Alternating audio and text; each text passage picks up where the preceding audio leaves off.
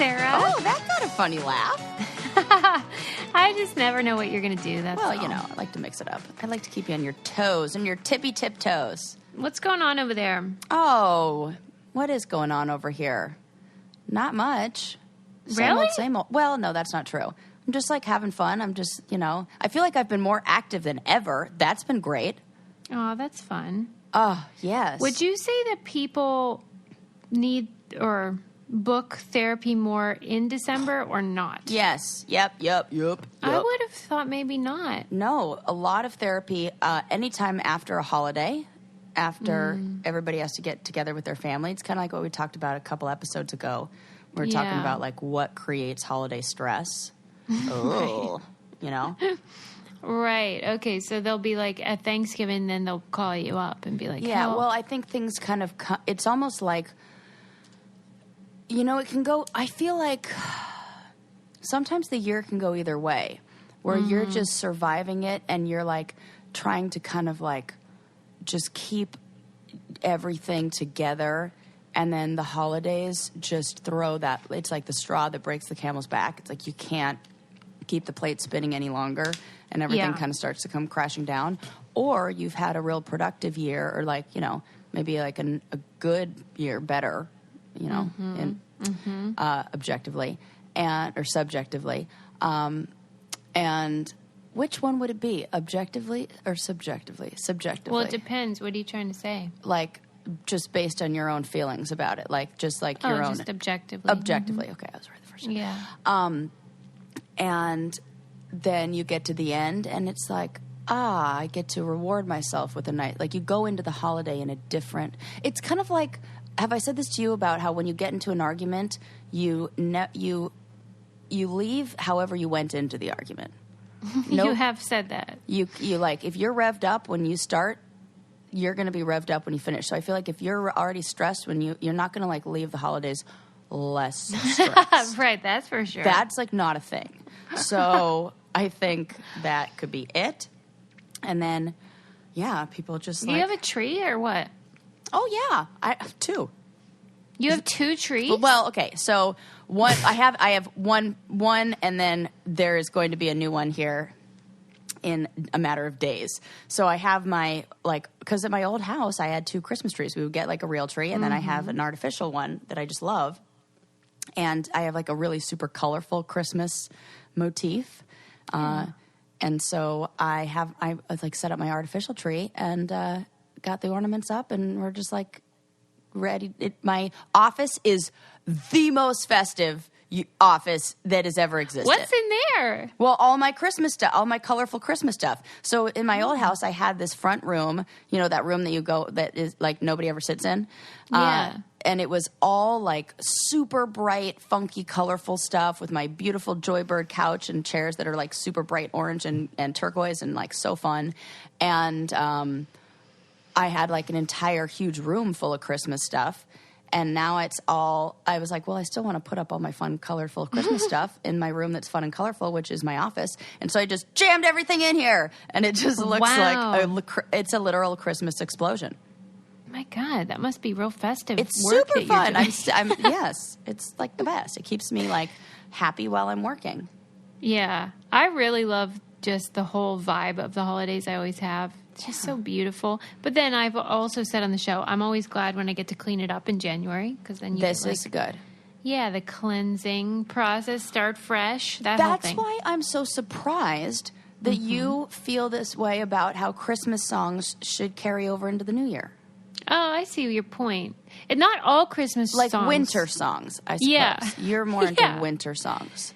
Yes. Yes. Like Let It Snow. Yeah. It's the same way. Speaking of which, okay, no, keep going. First you. No, it's the same way I feel about Monster Mash. There's absolutely no reason why that shouldn't be a year-round. Okay, good. I'm on the same subject. So as I was decorating my house, I was like, who that plays my music. Play Santa? No, I just don't want to say her name and set off your thing that controls your music in this room, Susie. Oh, gotcha. So I'm like, pick up what I'm putting down here. So I was like, play some Christmas music.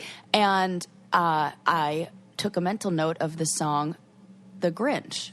Because that's not a Christmas song. It is not. Okay. And then they It's a made me think of the Christmas Monster Mash, movie. and I was like, we should be playing The Grinch on Halloween. That is a good point. I made a very strong mental note of this as I was decorating, and I was like, think about this, Sarah, and remember to bring it up. So thank you for triggering that little memory. Yeah, is there anything in that song that refers to Christmas? No. I was thinking about every single line. I can't think of how one. People say that Die Hard is a Christmas movie? Yeah, because it takes place on Christmas. I would make the argument that The Grinch is not a Christmas movie. Yeah, I kind of do too, in a way. Based on this new information that I now have. Yeah. I saw a funny post. I think it was a post somewhere online. This information exists, but it was like it said, "The Grinch never. You got it wrong. The Grinch never hated Christmas. He just hates people." Yeah, and that made me giggle. And I get it. Right. I get it, Grinch. Right? Maybe he was the one that was in the right all along. Why is he the villain? Right. It's probably Cindy Lou Who, who's like a consumer. She's a big bitch. Yeah. Cindy Lou Who. Oh, yes. Yes. Go My ahead. friend, growing up, her dad was the producer, not the assistant producer to Ron Howard in that movie. See, this is what bugs me about you. Why? Her name was Bryn. Shout out to Bryn and her family. I've been meaning to pick this fight with you. Oh, because I name Here drop it is. things like that? No. I love name dropping. I'm all for that. Oh my God, I just almost spit out my coffee. I just almost did a actual spit take with coffee all over everything. Oh my God, you kill me. I love name dropping. I am all for it. What I am against is how... Okay, so whenever you experience something, it's what is normal to you, or like there's not as... What are you laughing at? Because you're totally right. Okay, but I think that you have claimed before that you were at times poor in your childhood. You were not. And you believe you were. I don't think you're lying. Yeah. I just think you're wrong. Yeah, well, it wasn't when I was younger. It was when we filed for bankruptcy and my house was foreclosed on, and we had people Things got ugly. Real ugly. It was when, and it was like 99 cents for Christmas. It was when I was older. I am not. Yeah, but I feel like it was like 1 year. Things took a dark turn. Because I was like old enough to be like, I'm on my own now. I'm taking care of myself. Like it's, you're right. Peace out. Because if I would have stuck around. Your general experience was that of a truly poor person, Oh, in your that's life. for sure. Okay, good. That's definite. All right, good. But during a time like, I know what it was, but no, and definitely not when I was. And also, this is the biggest thing. I will absolutely cop to my privilege in a million ways. If I needed $1,000, right, there are people I would be able to call. Right, and that's my litmus test. Yes. Although, I mean, you can still be poor and know someone with $1,000, right? But like I think they're in like general, one person removed, and it wouldn't be, I would be right. And I think that makes a huge difference in how you live your life. Absolutely, if you know 100% that it does. You're not going to be like homeless, which right. I still to this day believe that I will be homeless.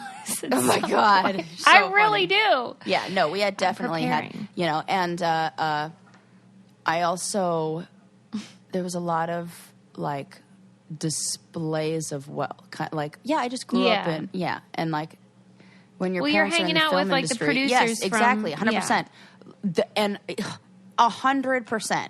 Yeah, I mean, I was shopping at Payless Shoes for sure, but I was hanging out with everybody else who had the name brand shit, which is why I loved that documentary that you suggested to me, Susie. Generation You're always Wealth. right. I should just know if you say that it's really good, then I need to tune in ASAP. It was fantastic. Yeah, you guys have to watch it. You really do. It's so insightful. And it just makes you think about so much. And it's one of those where, like, there's messages, like, it's very layered. Yeah. And so I think... It's a cultural study, really is. Yeah, it really is. And it's so interesting. And it just got me in a real documentary kind of mood. Mm-hmm. And so I've been in one, and I saw a whole bunch of really good ones. Oh, this is exciting. Yes. Well, let me just sabotage your momentum to say that if you are like so many people during the holidays and you are struggling to pay your bills and worried about all the debt that you might incur with the gift-giving season, you might be thinking about how you can make a little bit of money. Well, one way to stop spending it so much is with Lightstream. They are a company that will consolidate your high-interest credit card balances to a lower rate, and you can get a rate as low as 5.95% APR with autopay. And your rate is fixed, so that as rates continue to rise, yours won't. And the application is online, and it's super easy. We've had a lot of people do it and have a lot of luck and feel really good about it. And just for our listeners, apply now to get a special interest rate discount. The only way to get this discount is to go to lightstream.com/braincandy, lightstream.com/braincandy. Subject to credit approval. Rate includes 0.50% auto pay discount. Terms and conditions apply. And offers are subject to change without notice. Visit lightstream.com/braincandy for more information. Did you want to talk about your various documentaries? Yeah, because I have one for you. What is it? That's so good. It's like a Excited. little character study, but like so much deeper than that. It's or just like a snapshot of a person. It's 28 minutes long or something like that. Oh. And it's on Netflix, and it's about this woman named Lorena Ramirez. She's like 18. I think she's 18. I'm pretty sure she's 18. Oh, no, she's 24. But she just won and keeps winning ultramarathons. Oh, my God. Have you seen this? No, I've read a book about ultramarathons. Okay. So she's going to, even just watching the preview, this is how I was like, oh, my God, I have to watch this. Watching the preview of it made me cry.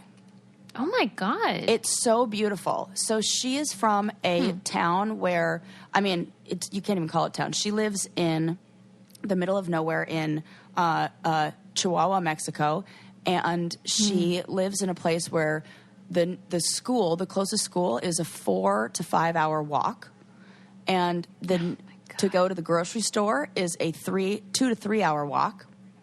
And she's from a community of people who are known for their long-distance running.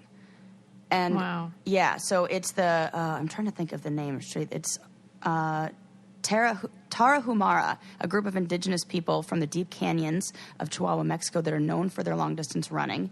And they're like the ethnographers translated the name of these people into the light-footed people, or those who run fast.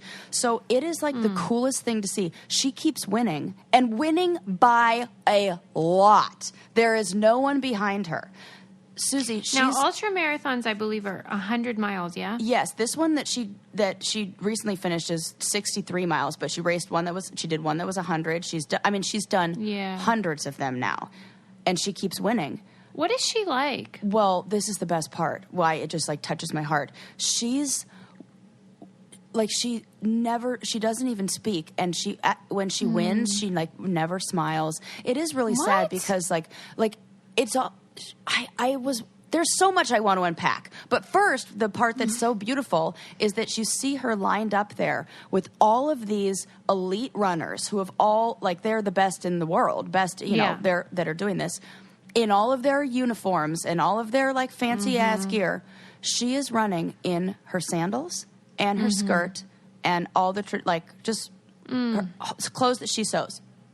Wow. With her mom. And there's this beautiful shot of them panning across the feet of people, and you see her feet. And I'm like, oh, it's so beautiful. And then she just talks about running and what it's like for her and how it clears her mind, and how she just says to herself, just a little bit more, just a little bit more. And there's so many things that are such a metaphor for life in there. And it's gorgeous. The cinematography is so beautiful. And her story, but there were so many things, when she wins, it almost is she looks sad. It's she looks sad to stop her. They didn't ask her? And I think she's so reserved. Because the very last scene, it says courtesy of, or with permission of Lorena Ramirez. And I think she's so private that she wouldn't even give an interview.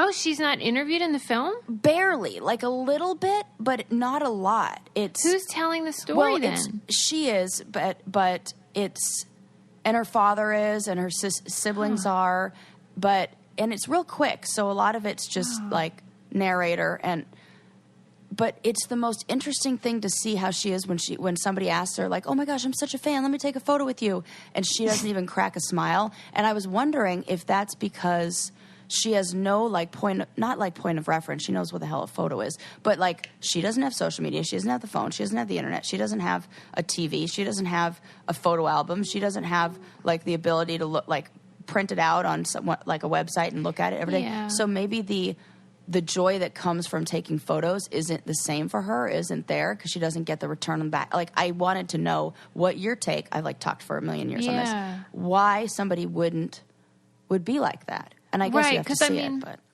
on one hand, you could think, okay, well, she's not familiar with social norms, so it might be a bit odd, the behavior.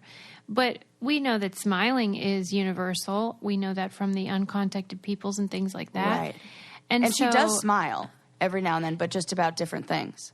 Yeah, maybe her disposition is just sober, but I cannot imagine why. It's a very interesting thing. But they give a little bit of hint as to why. Her father explains, like, this is how I grew up, this is how they've grown up, and they grow up alone with no friends. Oh man. It's just it's just them there. And their anybody who lives close is like 2 hours away. I don't like it. And then it just seems sad. Yeah, that would be hard to be excited about. Running, and she's so good. And you just you'd never, ever look at her and be like, yeah, that's an elite runner right there. Never. And she's got her, and then she gets all these, like, she gets sent, like, all these shoes, all these sponsorships. Right. And there was this amazing scene where she's, like, opening up a box and looking at the shoes, and she's like, they just don't ever feel right. Like, I don't like how they feel on my feet. And then she goes, and, everybody who wears them is always behind me. Oh, and I was like, oh, dang. Shade. She's throwing shade. She doesn't smile, but man. And that's when she smiled. This is my kind of gal. I think you'd love her. Oh, my God. Our badass bitch of the week, Lorena Ramirez. The book that I had read about ultramarathons was called Born to Run, and it was about a guy who discovered that there was these people who, as she does, run these insane distances and often do so barefoot or with sandals. And he started exploring, like, is that advantageous to superior running if you have not these fancy shoes, but simple shoes that conform to your foot. And I think that's when we were going through that phase where people started wearing those mittens on their feet, or like gloves. Oh, I had those. Okay. That was like a very popular. Yeah. Oh, they feel so good. And to have your toes that spread, oh, it feels amazing. There is no way it feels amazing. It does for me. Really?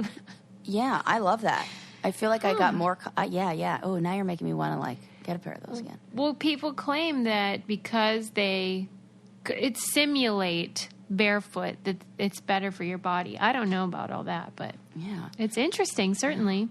Well, it said that she had, like, even after running 8 miles, her heart rate is only at like 130 beats per minute, which is like nothing. What do you think it is? Do you think it's genes or it's just combination? cultural? And it's environment and it's acclimation. Like, she's living at, it's like what your body's used to. She runs everywhere she goes, and it's all on really uneven and like uphill. It's, oh my gosh, she lives in the most beautiful place. It's gorgeous. It's like, I want to go running there. It would make me want to run. And you know what? I know there's something that happens. So I experienced this when I was in Peru, hiking the Machu Picchu Trail, where there's something about trail running for me where it feels almost like primal in a deep way, where I have to say, like, I told Landon, I'm like, I'm out of here. Like, I got to run. And I had to. And the guide was like, oh, wait, no, she's gone. And, like, I, like, took off. And, I mean, it felt instinctive. Like, it was so, and like a spiritual experience. Like, because you're almost, like, not thinking. And that, because you have to be so aware of where you're stepping. And so you're so present and I have no concept of like how much time is passing or how much distance I've covered. Huh. And like 2 hours went by and I was like still running.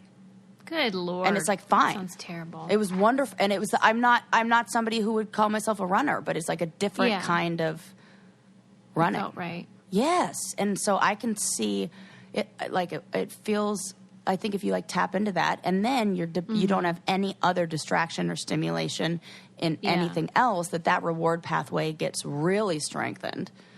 And you just love, that's like that's like your drug almost. Well, if you don't want to run to the store, I think the best option is Instacart. Yeah, you don't have to walk 2 to 3 miles like she does.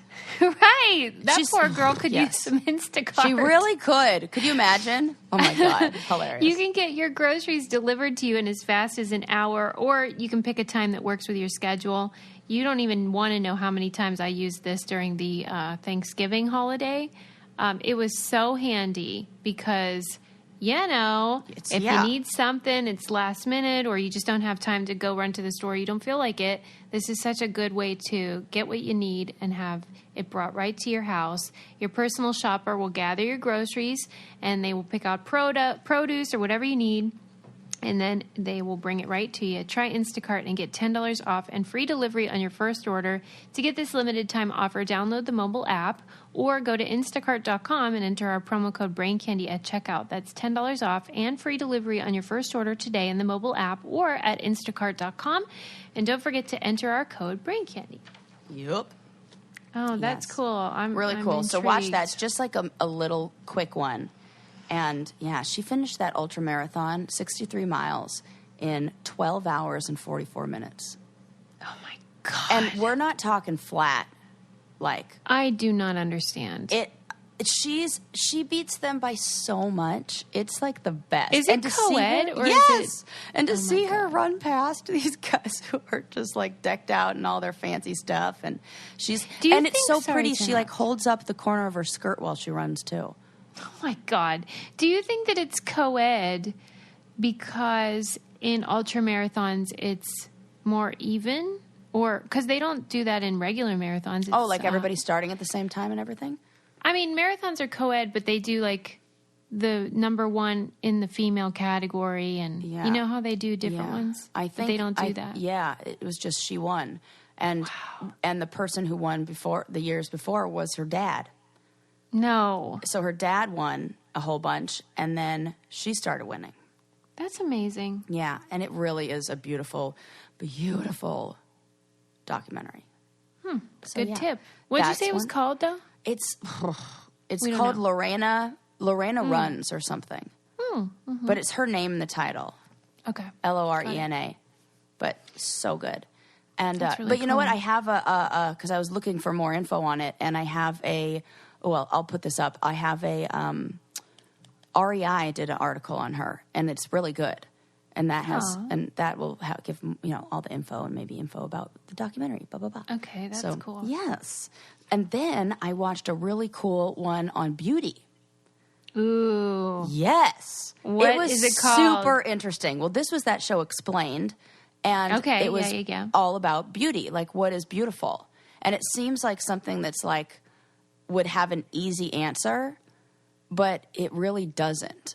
Tell me. And so, like, there were a few highlights, a few things that, there was this kind of like idea, and that was, held for a long time. Like, when Darwin came out with this idea that everything that's beautiful is like a biological advantage for like survival of the species. Yeah, right. Okay. And but there are certain animals, especially birds, that kind of break that, and that he couldn't explain. And the peacock is one of them. And how by having all those feathers, it really makes it so he can't fly. And it's not that advantageous. And it's all about how the female perceives it. So it's like it's good for mating. Yes, and it's a perception of beauty. It's like, I think this is beautiful. And so he titled it Useless Beauty. And beauty that was bad for, like a peacock. It's like accidental beauty. Like there's nothing about having a bunch of colors like that that would protect you in the wild, that would like... I see. So her attraction to it isn't like a lot of attraction is, I like a big man because he would protect me. Like, Correct. we might not think that, but Right. that's the evolutionary explanation. And like my offspring are going to be better. I see. And This able is to just survive horny. more. Yes. Okay. Totes. And so adaptation by natural selection does not explain ornamental decorating. Interesting. And birds are like covered in ornamental decorations that really make them easier to see. Okay, so what's the answer? And so it's like, really, it's pleasure. It's like, what do I get pleasure out of seeing? God. So then the researchers are like, well, now we have to look at where pleasure like lives in the brain. And it lives, so it lives in like, and there are like three like neurotransmitter systems that are involved. Dopamine, the obvious one, that's like, ooh, yeah, look at that, it feels good. And then the core of pleasure, which is our endocannabinoid, like basically the same thing that like weed affects, and opioid receptors. So those are like, ooh, it makes it feel good. But then recently they've discovered this new place in the brain, well, like new to us, it's been there for forever, that they call the DMN. And what does it stand for? Default Mode Network. So this is like an area of your brain that only lights up when you don't use your brain, like when you're just zoned out. And they found that this area of the brain lights up more when you look. So if you look at art, this area of the brain will light up when you look at art that you decide is more pleasurable to you. Yeah. So there isn't like just one, like everybody thinks that this is pleasurable. Like we can't, like there's no agreed upon, like this is beautiful. Interesting. It's based on whatever our past experiences are, whatever we've experienced in the world yeah, before. Beauty's in the eye of the beholder. Exactly. And the only time that this part of the brain lights up is when we're either doing nothing or looking at something that we decide is beautiful. And one of the coolest things in there that I thought you would really love, there's like a million cool things in here that I thought you'd love, but where they're studying this especially is in dementia patients because it doesn't change. What? What you believe is beautiful, even when your memories go, is still there. Ooh, so they would show, they would show these paintings to individuals that have dementia, and there'd be like 14 paintings, and they told them to rank them, and they would be all different kinds of styles of art, from like, you know, Impressionism to like Cubism to everything, like all different kinds represent. And they said, rank them in order of what you think is most aesthetically pleasing. And then they would ask them, you know, 2 weeks later, they would like rearrange the paintings again, ask them to put it in order, and they would be almost identical every time. That's really cool. Isn't that cool that your idea of what's beautiful, even when all your memories go, even when your brain's... So it really shows like who we really are is still in there. And there was this wonderful woman who was talking about art programs that she brings to, you know, people with dementia, and she like does art with them, and that she says one of the most interesting things to see is like their use of color and movement and how that stays the same even if the subject matter changes and their memories of things change or all this. And you can just see like who the person was through stuff like that. That is so fascinating. Isn't that pretty? I am bothered though by like the idea of useless beauty and why that would be the case. Because now that we've kind of connected the dots, like typically attraction has its roots in something that's evolutionary advantageous. Right. So what's going on with those birds? Yeah. Like, I wonder what that is. And they didn't, you know, it's like one of those where like this idea, let's do this idea. And that would be something interesting to continue to unpack of like what, because then this led me down this whole thing of like, what is beauty? Because I love that though. That's so interesting. It totally did. And they were talking about how so much of what we consider beautiful is just, you know, a social construct. Which I hate that. But yes, it is. And so like the one example they gave was Impressionist paintings, and how when Impressionist paintings first came out, they were like, this isn't even art. And now if you poll people, Impressionist paintings is the one that people like say is their favorite. Yeah. Just because of sheer exposure. Right. There's a real fine line between, I mean, this goes for anything that's subjective, like drinking a glass of wine and whether it tastes good to you or not. And yet there's these people that are the experts who would say, here's why this is great and, Right. why you should like it. And that can influence you or whatever. But it is strange how even when there's something that's supposedly just whether you like it or not, but then we try to decide, no, this is good taste and this is bad taste. It's totally about, okay, so that makes me think. So one of the other things that they mentioned is how we know that it's not fixed from birth is with a study of colors and preferences in colors, and how our experiences influence what we like and don't like, and that those likes and dislikes are usually an advantage. There's like an advantage in liking or not liking that. And I'll explain. So they looked at color preferences with babies and with adults. And the color, and they looked at like eye tracking and like, what the baby's eye focus on. So blah, blah, blah. The color dark yellow, the baby would spend a lot of time looking at that color as if to like say, I enjoy this color. It is the least liked color by adults because in our world, everything that we experience that is that color is disgusting, is like urine. Or right, like vomit. Vomit. And it's gross. So it's our learned experience of like, that color equals nasty stuff. Oh, that's interesting. And a baby doesn't have that yet. And so they're like, ooh, I like this color. Well, one thing that we can all agree that we love is love. I love that. I just wrote that on Ren's picture, as a matter of fact. I know, it's so cute. Because everyone loves love and everyone loves to be in love. And if you happen to be in love and getting married, you should use Zola. They are the one-stop shop for wedding planning and registry. And then you can make your happy little moment with your partner even happier. So here's the scoop. Zola makes wedding planning easier and less stressful with wedding websites, registry, invites, a guest list manager, all in one place. They have free wedding website designs, and it's the highest rated registry of all time. So come on. And plus they have beautiful, affordable invites and paper, and they'll help you collect addresses and track online RSVPs with their free guest list manager. And they've helped 1 million couples get married, so they'll help you too. And it's great for guests as well. Sign up at zola.com/braincandy today to get your free personalized paper sample. Then use code SAVE50 to get 50% off your save the dates. That's zola.com/braincandy and promo code SAVE50. Yes. So wait. Anyway, babies like dark yellow. Regular peeps, us grown-ups, are like, ugh. So it shows us that like so that made me think about what you said about wine. And so if there are things that we associate with being luxurious, delicious, high class, whatever, it's that. I'm telling you, this is what's happened with that dumb Gucci belt. 100%. Because when I first saw it, I did not know it was Gucci. And I thought, why is everyone wearing that thing? Right.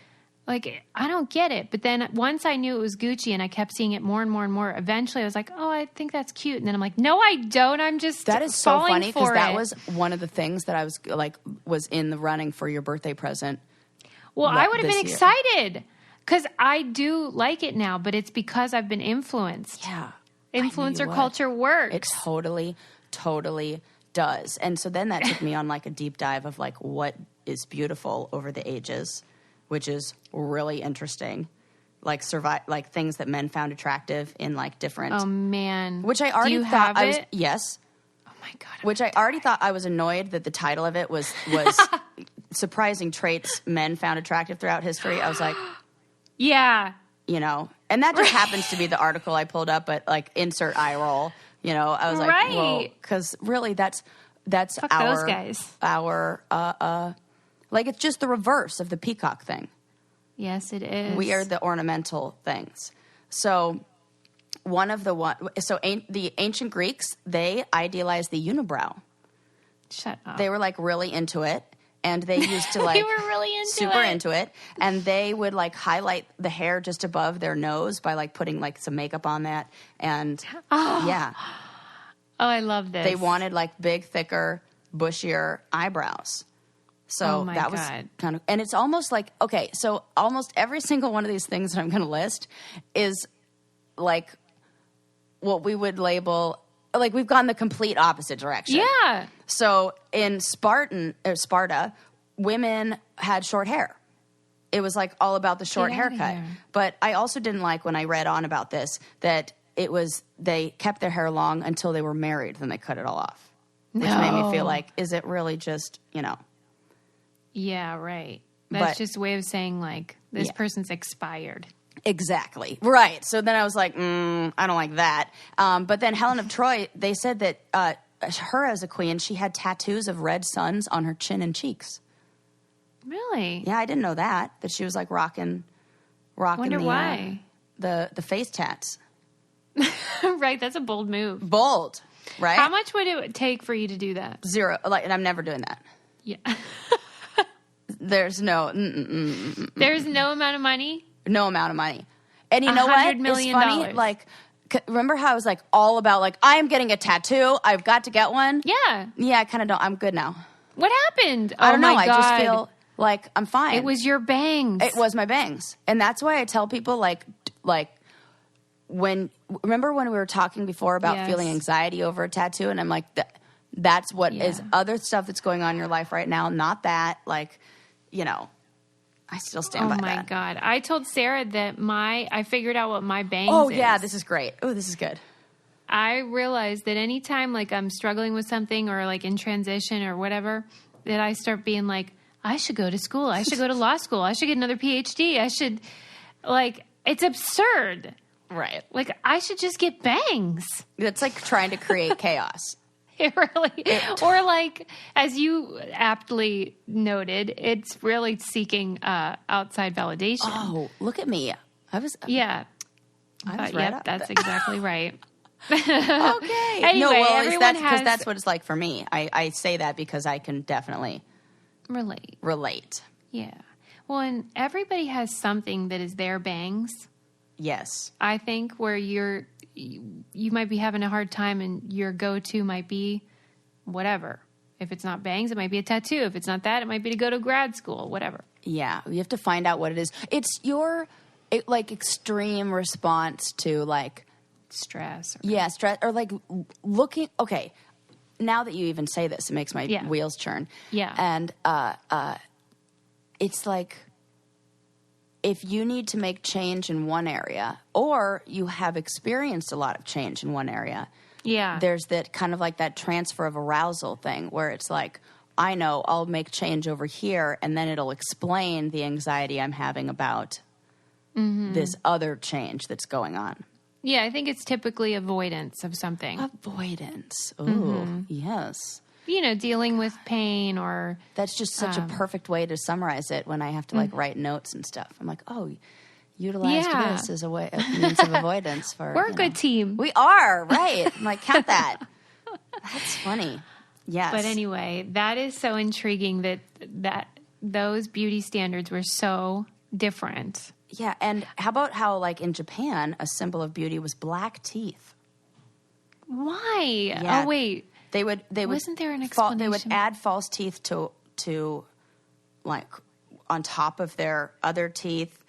Yeah. It's and you know what? Was In this there a article they reason? didn't really give me they didn't really give like any explanation as to why. It just said like, bones dating back to the time showed evidence of tooth blackening from, a really long ass time ago. So it just I says, remember yeah, we've I wonder covered if some I- of these before. Yeah.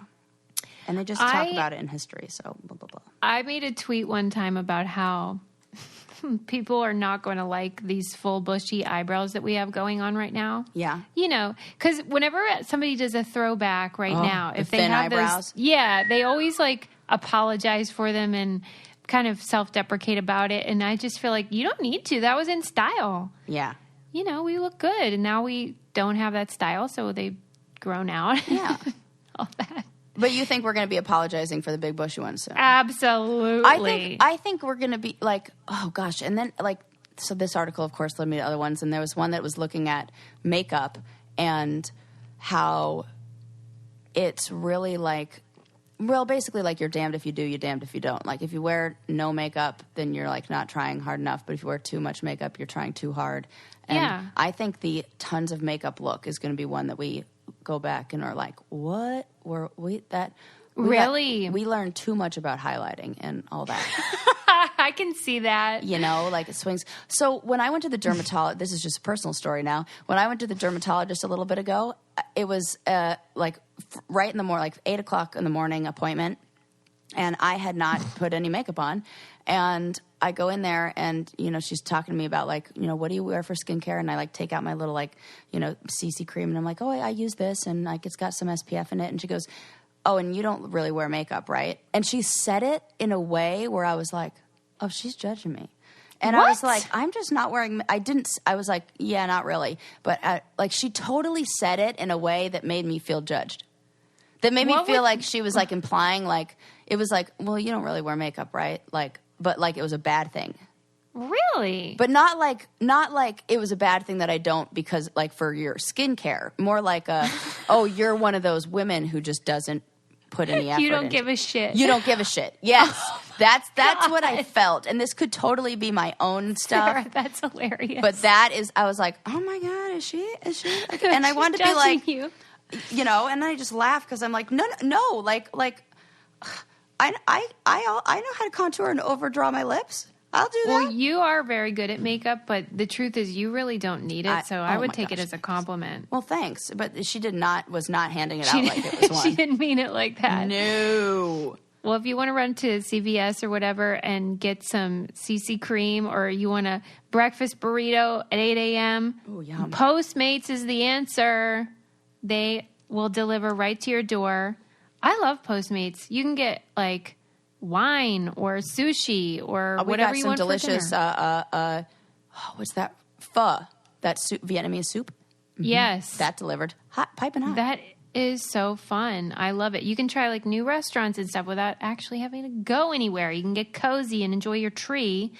It's 24 hours a day, 365 days a year. Sarah knows when I get a migraine, I Postmate donuts. Yes. Oh, I love when you get, well, I mean, I hate when you get a migraine, but if I so happen to be there, it's not the worst thing that happened to me all week. Yeah. And so you don't have to go to the store. They'll bring it right to you. For a limited time, Postmates is giving our listeners $100 of free delivery credit for first 7 days. To start your free deliveries, download the app and use our code BRAINCANDY. That's code BRAINCANDY for $100 of free delivery credit for your first 7 days when you download the Postmates app. Anything you need, anytime you need it, Postmate it. Download Postmates and save with code BRAINCANDY. Yep. All right.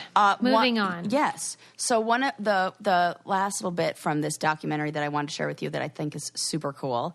Mm-hmm. So this reminded me of, you remember how we were talking about like what the perfect song is or what like the most liked song is? Mm-hmm.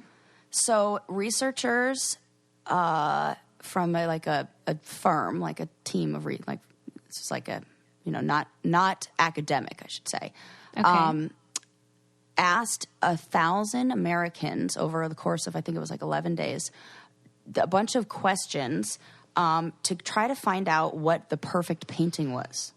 Like painting? Yes, because this was all about like the beauty thing. So it's like, what's the most wanted painting? So they'd ask them questions like, what's your favorite color? Do you prefer paintings with sharp edges or soft curves? Do you like smooth canvases or thick brushstrokes? And they asked this, and they came up with a painting that had, they were all like similar. Like they had features like a blue sky. There was a rock that provided like some kind of shelter. There was something edible, and the most interesting thing though. So they made this, you know, got this painting. Like, you know, they like were like, ooh, that's interesting. And then the agency was like, or firm or whatever the hell you call these people who are doing the research, were like, let's try it in other countries. So they tried it in 13 other countries with surprisingly similar results. Come on. Like the paintings look exactly like each other. When you render them and you like put, where did you read this? Together. This was in that beauty it was. documentary. And you could see them. And you can see them. And it's and they called it the African savanna hypothesis. Where there's something that's really pleasing to us about these things that go back, that date back to things that would have been there from like the dawn of time. Wow.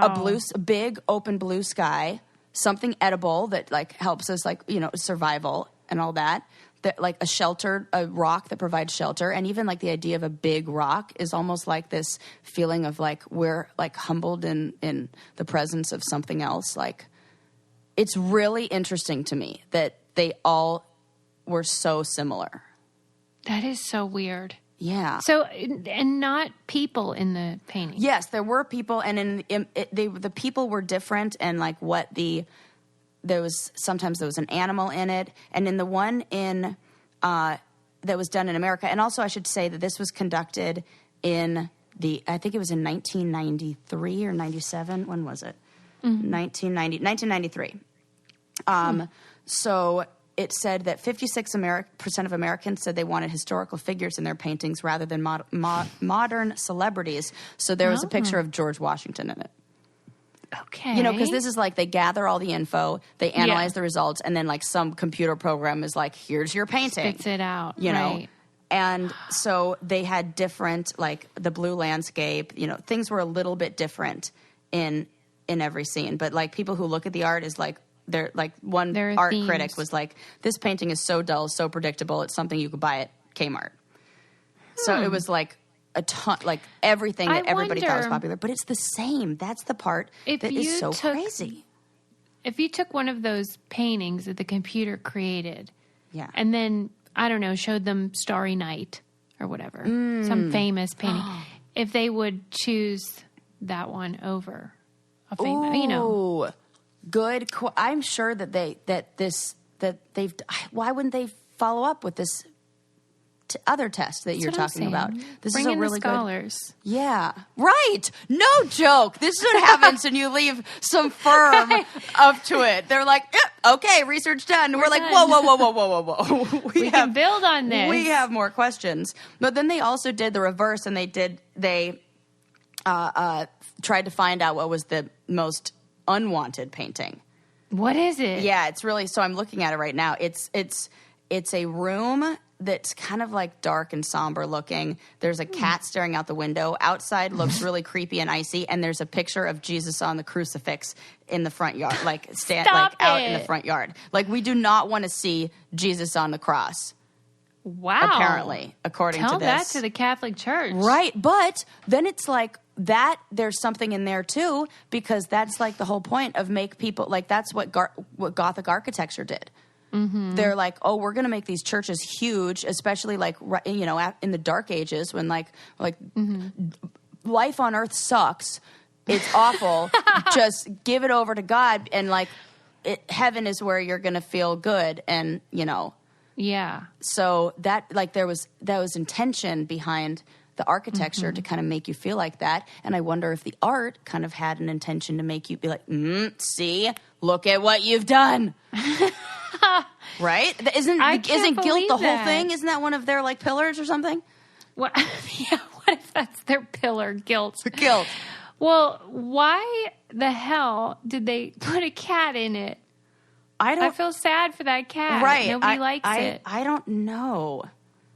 I have no idea. Like, people hate cats? Well, no, because some of the other paintings had some cats in it, Okay. Like, I don't know. Maybe they don't like cats looking out the window. Yeah, or there's something, I don't know. I would have to click and find, like, yeah, there's something about that one that is, wait, I'll pull it up and I'll show you, and then you can see. And then you could be like, yeah, there you go. I do think it's fun when people try to make something scientific that feels like it shouldn't be. Like, even just the like thing this. we did before about the best song according to science or whatever. These pictures are interesting. Like, I like the one with the cat. What's wrong with me? I don't know. Although the most beautiful one is much better. Yeah, and can you see how it's like kind of got that like African savanna hypothesis? Yeah, and it's you like, can it see. looks like a photograph rather than a painting. Yeah. Whereas the other one's clearly a painting. So that was probably one. It was like thick. Then you can kind of like infer from that in comparing the two. Like, oh, the people probably liked a more clear brushstroke, more like outlined lines. They like to, to be outside rather than inside. It doesn't. Well, it doesn't make me feel good. What? Wait. It's almost like okay. It creates an emotional response, but it's almost like one where it's kind of like uneasy. Don't you feel like you look at that and it creates an uneasy feeling? Which if you interpret art as like something that's just supposed to change your like current state and like make you feel different, then that does that. But I don't think that I look at that and I feel better. I feel kind of like, ugh. Yeah, I would agree. Even if it didn't have the crucifix. Right. Okay. Yeah. And then when you like go through it and you're like looking closer at things, you're like, oh yeah, I kind of don't like that. All right. That's interesting. Yeah. But they also did it. So then like this project like sparked a bunch of other people to kind of create similar projects. And they did it with like the best song, like the most pleasurable song, but they like created it. Oh. And they did pleasurable and unpleasurable. And they did this in 2000. When is it? 1997. So they based on the results of polling people, they asked what kind of music people liked and didn't like, and they teamed up with a composer and a lyricist, and they created the most wanted song and most unwanted song. And the most wanted song is a 5-minute long R&B love song. No. Yeah. And I listened to it. It's not that great. But maybe in 1997 I would have liked it. It's kind of like got Casey and JoJo like or it what? could have been on the soundtrack to Waiting to Exhale. I love which that I own. soundtrack. It is so good. It has the best TLC song on it of all time. Everybody should definitely check out that soundtrack. It's a great soundtrack. I know. Okay. So and what's the worst type of song? The worst song I did not listen to polka. it. But yes, it is a accordion-heavy postmodern epic whose long stretches of, quote, cowboy music are interspread with a rapping opera singer. Yep, that about covers it. Yes, but this article said, but even that Frankenstein tune found some fans on the dance floor in a short VH1 documentary on the projected memorabilia. What? On the project memorably attested. Okay, yeah. So they said, like, basically, like, this documentary was like, yeah, look at how some people like it. So now I'm going to have to watch that documentary.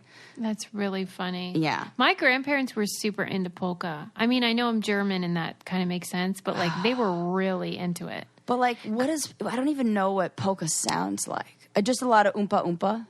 There's the chicken dance is polka. Oh, well, that's fun. Yeah. But yeah, it's usually got an accordion. Yeah. And they were huge fans of this guy who is related to Weird Al Yankovic, who also plays the accordion, called Frankie Yankovic. And they would go see him in concert and do dance hall type stuff. The end. My goodness. Well, you know what? Maybe it's how different is that than line dancing? I mean, I'm sure a lot of the same people would go for it. Yeah, I'm not into that. That's not for us, but that's all right. You couldn't catch me at one of those stagecoach festivals. Really? Yeah. Well, and that shows how much I love you because I had no problem going to Casey Musgraves or whatever. It was fine. But, like, that's, like, just, because how do you dance to that music?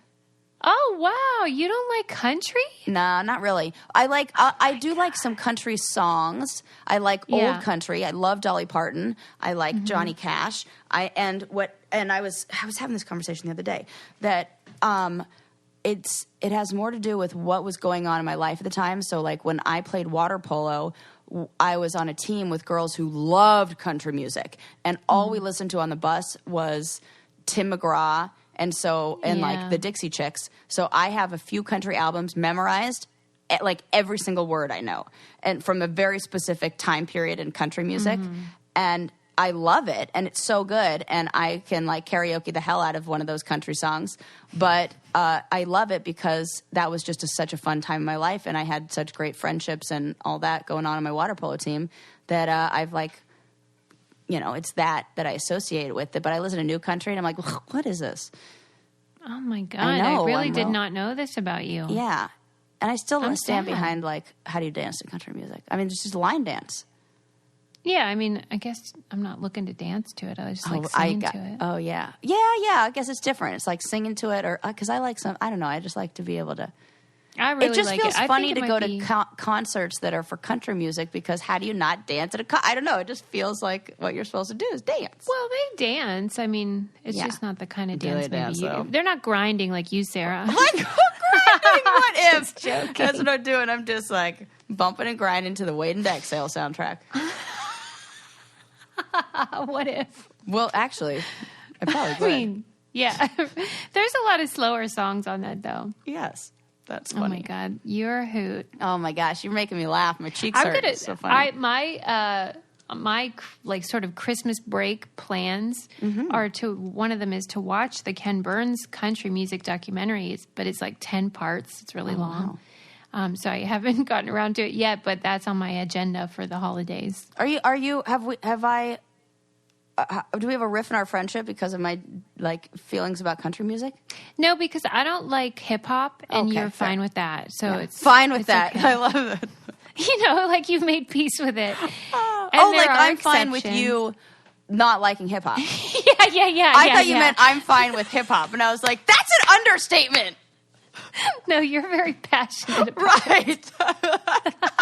No, you've accepted me for who I am. You're like, no, you're passionate about that. That's so funny. No, I'm totally fine with you. But like, I bet you'd probably have fun if I took you to a concert. Yes, and I do like some of it. It's kind of like you with country. It's just not my go-to. Right. You're going to Beyonce, but you're not going to a Migos concert.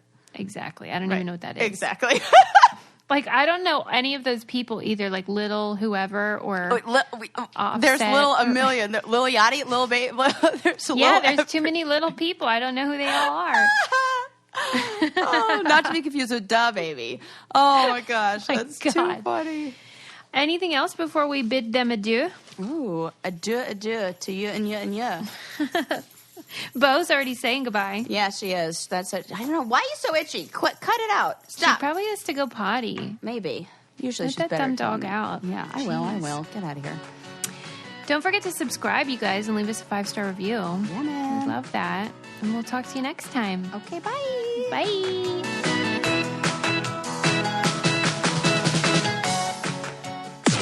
This podcast is brought to you by Wave Podcast Network.